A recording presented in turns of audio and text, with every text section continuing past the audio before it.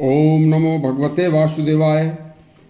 आज की कहानी हमारे अति पवित्र ग्रंथ परम पद्म पुराण की एक विद्वान ब्राह्मण की, लेकिन वह ब्राह्मण असंतोषी था विद्वान होते हुए भी। उसकी कहानी है, सुनिए। यह बड़ी शिक्षाप्रद और शास्त्रोक्त कहानी है। हमारे धर्म शास्त्रों में संतोष परम सुख बताया है।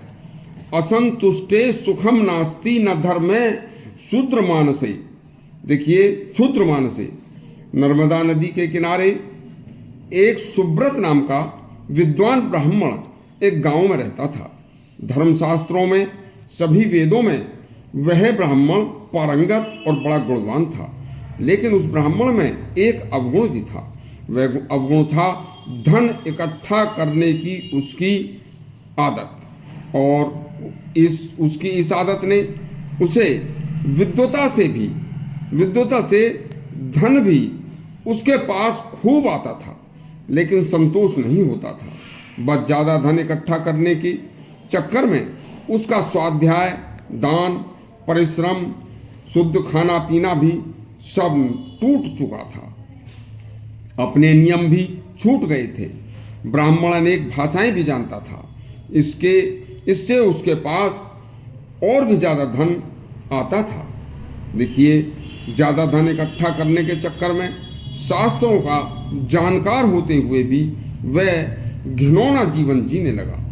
प्रतिदिन कितना धन प्राप्त हुआ उसे गिन गिन कर रखता था। देखिए, चोटी का विद्वान होकर भी अधिक लालच और असंतोष ने उसके मन व जीवन को दुर्दशा कर डाली थी। उसके धन का किसी तरह चोरों को पता लग गया तो एक रात्रि को चोरों ने उसके हाथ बांधकर उसका सारा धन इकट्ठा किया हुआ उससे लूट लिया। अब धन ना होने की चिंता में ब्राह्मण रो रो कर बहुत कमजोर हो गया कि इतना धन इकट्ठा करके भी मैं उसका कोई उपयोग नहीं कर पाया। और धीरे धीरे उसके जीवन की जो संध्या वेला थी वह भी निकट आ पहुंची। शरीर कमजोर हो गया, इंद्रियां शिथिल हो गईं। अब चिंता में तड़फने लगा।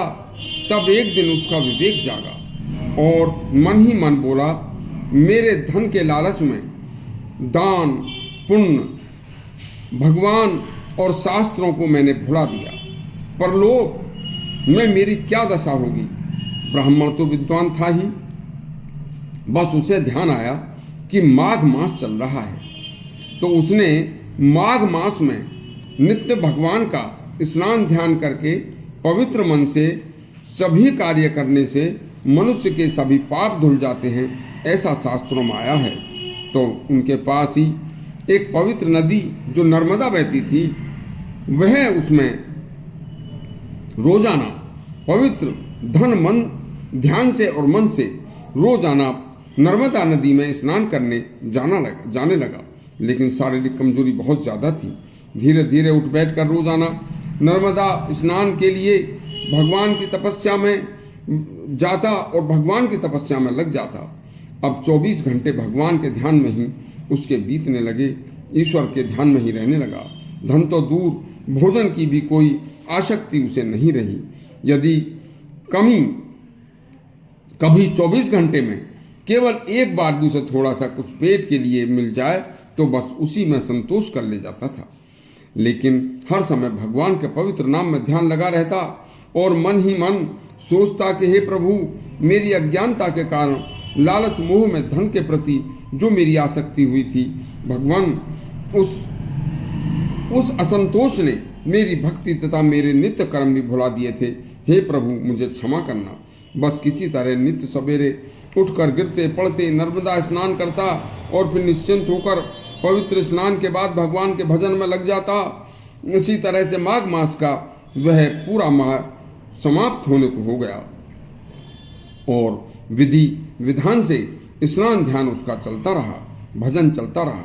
तब महीने के आखिर में एक दिन उसे शीत के प्रकोप ने जकड़ लिया।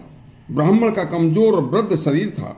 शीत प्रकोप के कारण नर्मदा में स्नान करके ब्राह्मण जैसे ही किनारे पर आया तो किनारे पर बैठते ही उसके प्राण पखेरु उड़ गए।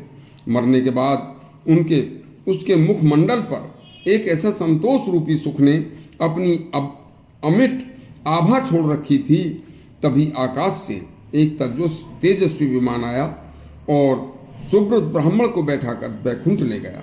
तब अब पाप का कोई एक कण भी उसके अंदर नहीं बचा था, तो किसी तरह का दुख भोगता। इस तरह असंतोष में कष्ट ही कष्ट है और पवित्र भगवान के विधान के अनुसार चलने में सुख ही सुख है। यदि आपको यह हमारी कथा अच्छी लगी हो तो हमारा चैनल सब्सक्राइब करें और घंटी दबाएं। धन्यवाद।